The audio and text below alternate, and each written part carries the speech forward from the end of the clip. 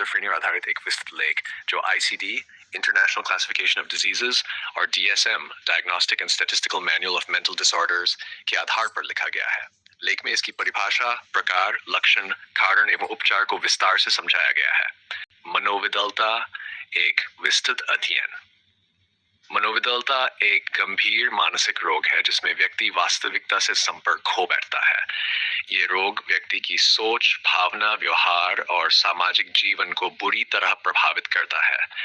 ये कोई विभाजित व्यक्तित्व स्प्लिट पर्सनैलिटी नहीं है जैसा कि आम जनमानस में समझा जाता है, बल्कि ये वास्तविकता की गलत व्याख्या से जुड़ा एक जटिल मनोविकार है। विश्व स्वास्थ्य संगठन WHO द्वारा जारी ICD-10 में मनोविदलता को FBNC श्रेणी में रखा गया है।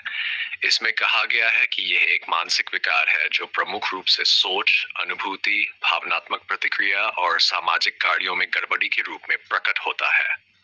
ICD-11 में ये अधिक सटीक रूप में schizophrenia spectrum and other primary psychotic disorders के अंतर्गत वर्णित है। 2. DSM-5 के अनुसार परिभाषा।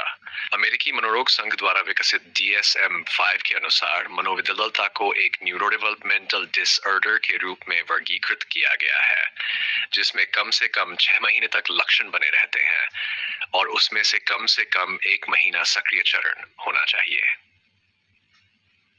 इसके मुख्य लक्षणों में भ्रम, विभ्रम, हेलुसिनेशंस, असंगत बोलचाल स्पीच, गंभीर असंगठित या कैटेटोनिक व्यवहार और नकारात्मक लक्षण शामिल है। मनोविदलता के प्रकार। ICD और DSM दोनों ने मनोविदलता के कुछ प्रकारों को अलग अलग रूपों में वर्णित किया है। DSM-5 में अब पारंपरिक उपप्रकार हटा दिए गए हैं, परंतु ICD-10 में ये अभी भी प्रयुक्त होते हैं। 1. Paranoid schizophrenia. Paranoid type. भ्रम और विभ्रम प्रमुख होते हैं, लेकिन सोचने और भावनाओं की गड़बड़ी कम होती है। 2. हेबरफ्रेनिक स्किज़ोफ्रेनिया। Disorganised type. बोलचाल और व्यवहार अत्यधिक असंगठित होता है, भावनात्मक प्रतिक्रिया असंगत होती है। 3. Catatonic schizophrenia. Catatonic type. व्यक्ति का व्यवहार अत्यधिक गतिहीन या फिर अत्यधिक सक्रिय हो सकता है, स्थिति में लंबे समय तक जमे रहना आम है। 4. अवशिष्ट स्किज़ोफ्रेनिया। Residual type. सक्रिय लक्षण समाप्त हो चुके होते हैं, लेकिन नकारात्मक लक्षण जैसे सामाजिक वापसी, भावनात्मक शुष्कता बनी रहती है। 5. अविभाजी स्किज़ोफ्रेनिया। Undifferentiated type. जब व्यक्ति के लक्षण किसी एक प्रकार में पूरी तरह फिट न हो तो इसे इस श्रेणी में रखा जाता है। DSM-5 में स्किज़ोफ्रेनिया के लक्षणों को 3 श्रेणियों में बांटा गया है। 1. सकारात्मक लक्षण, पॉजिटिव सिम्टम्स। ये ऐसे लक्षण हैं जो सामान्य व्यक्तित्व में नहीं होते। भ्रम, डिल्यूजन, जैसे कोई पीछा कर रहा है या व्यक्ति स्वयं भगवान है। विभ्रम, हेलुसिनेशंस, बिना किसी बाहरी उत्तेजना के आवाजें सुनना या दृश्य देखना। असंगत बोलचाल, स्पीच, बात करते हुए विषय का लगातार बदलना या अर्थहीन बोलना। असंगठित या कैटेटोनिक व्यवहार। 2. नकारात्मक लक्षण सिम्टम्स। सामान्य क्रियाओं में कमी, अवोल्यूशन, उद्देश्यपूर्ण गतिविधियों में रुचि की कमी। एलोजिया, अलोगिया, बोलने में कमी। हेडोनिया, आनंद लेने की क्षमता में कमी। भावनात्मक सपाटता, फ्लैट अफेक्ट, चेहरे पर भावों की कमी। 3. संज्ञानात्मक लक्षण। ध्यान केंद्रित करने में कठिनाई, कार्यकारी क्रियाओं में कमी, एग्जीक्यूटिव डिसफंक्शन।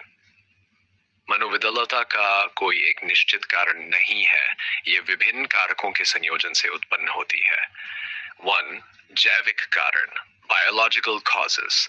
वंशानुगतता। परिवार में किसी को स्किज़ोफ्रेनिया होने की स्थिति में जोखिम बढ़ जाता है। मस्तिष्क रचना। MRI और CT स्कैन से मस्तिष्क के वेंट्रिकल्स में बढ़ोतरी और कुछ क्षेत्रों में असमानता पाई गई है। डोपामाइन नामक न्यूरोट्रांसमीटर की असंतुलित सक्रियता को इसके लिए जिम्मेदार माना जाता है। 2. मनोवैज्ञानिक और सामाजिक कारण, साइकोसोशल कॉजेस। तनावपूर्ण घटनाएं जैसे बचपन का शोषण, पारिवारिक समस्याएं, माता पिता की असंगत परवरिश, सामाजिक अलगाव। 3. पर्यावरणीय कारण एनवायरमेंटल फैक्टर्स, जन्म पूर्व संक्रमण या पोषण की कमी, शहरी जीवन में पालन पोषण, नशे का प्रयोग जैसे LSD, कैनबिस। DSM-5 के अनुसार निम्नलिखित मापदंडों पर निदान किया जाता है। कम से कम 2 लक्षण, भ्रम, विभ्रम, असंगत बोलचाल, गंभीर असंगठित व्यवहार या नकारात्मक लक्षण 1 महीने तक मौजूद रहें। सामाजिक और व्यावसायिक कार्यों में स्पष्ट गिरावट हो। कुल लक्षण 6 महीनों तक रहे हों।